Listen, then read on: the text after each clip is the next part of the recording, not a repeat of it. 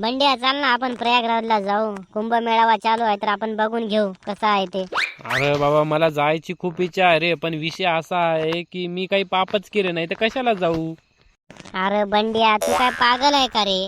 अरे तो कुंभमेळावा आहे ना, 144 वर्षात फक्त एकदा येतो.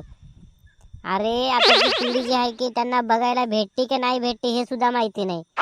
आपल्याला बघाय भेटे आणि तू असं बोलतोय. अरे बाबा, जायला ठीक आहे रे, पण तुला माहित आहे ना तिथे किती गर्दी आहे, किती लोकसंख्या आहे तिथं. तेवढ्या याच्यामध्ये आपण तुंबून मेलो तर काय होणार आहे. अरे मेलं तरी ठीक आहे ना बाबा, की ते महाराज तो म्हणलेला आहे ना की जर तू जर मेला तर तू स्वर्गामध्ये जाशील. म्हणजे एक प्रकारचं चांगलं होऊन जाईल ना रे बाबा. असं पण तू इथं राहून काय करायला? हा सांग ना मला, तू काय करा असं राहून? अरे बाबा, प्रयागराजमध्ये खूप गर्दी आहे रे, तू ऐकत जा कधीतरी. हे बघ बाबा, तुला यायचं असेल तर चल, नाही तर राहू दे. पण उगा आहे ना, मला काय उगा तू सांगू नको की जाऊ का न जाऊ. मी मग एकटा जायला तयार आहो. यायचं असेल तर चल.